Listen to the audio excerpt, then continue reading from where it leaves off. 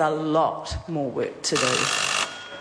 Simon O'Connor. Mr. Speaker, it's a pleasure to take this final call, I believe, in the general debate. And look, it's always good to put a whole collection of facts together, regardless of where you pull them from. But it really needs to come and focus somewhere, because one of my colleagues had mentioned that, do you realise 100% of mothers are women?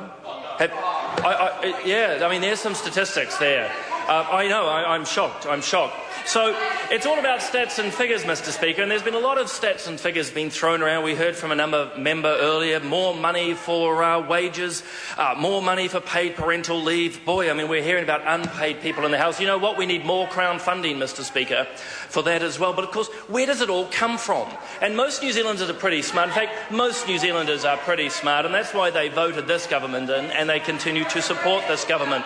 But I think one of the things that's happened in recent days is I've heard, Mr. Speaker, that some in the Labour Party are supporting mining. Now, I haven't actually pushed to find out exactly what type, but I actually think I've got the answer of what form of mining. You see, the Labour Party in particular, but the opposition are very keen on strip mining of individual Kiwis. Because, Mr. Speaker, if you sit here today and you listen to what they've had to say with all the ideas that are coming forward, that has to be paid from individual New Zealanders, they will be strip mined of their success to pay for the dead-end ideas of this opposition.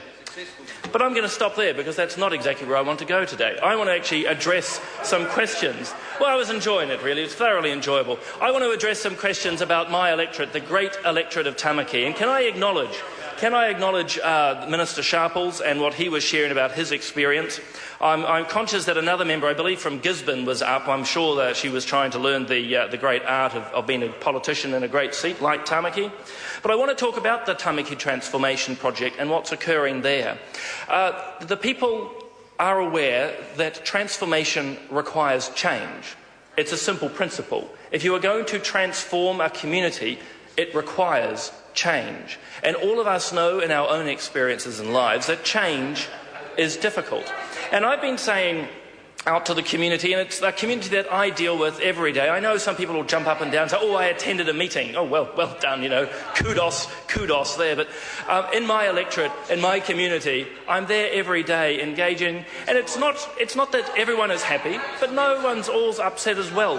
What's happening is most people understand that transformation requires change, and change is difficult.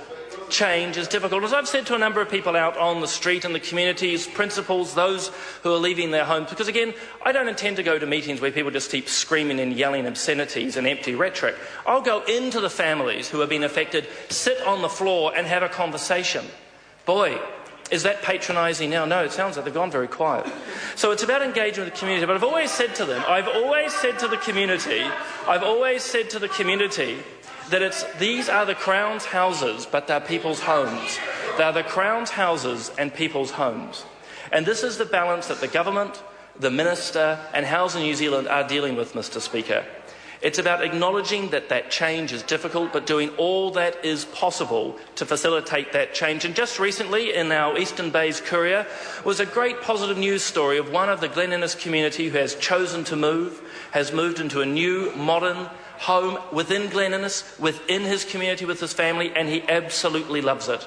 So there's an immense number of positive stories out there of people who are prepared to move, want to move, and understand again that transformation involves change. And I want to endorse the work that the Minister is doing and Housing New Zealand is doing with great compassion and with great empathy.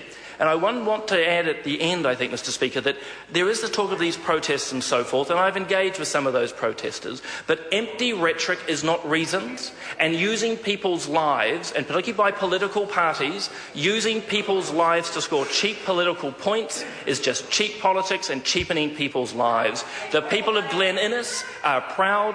They are vibrant, they are wonderful people. They want their community transformed, and the understanding is that transformation brings about change. And the challenge I put to the members is actually step away from the rhetoric, step into the communities and hear their voice. And that is something, Mr. Speaker, that I continue to enjoy, because again, this is a vibrant and strong community. A strong community, and I am very proud as the Member of Parliament for Tamaki to be in that community, engaging every day, and I endorse what is occurring. The time for this debate has expired. I call on Government Order of the Day number 1. Appropriation 2012.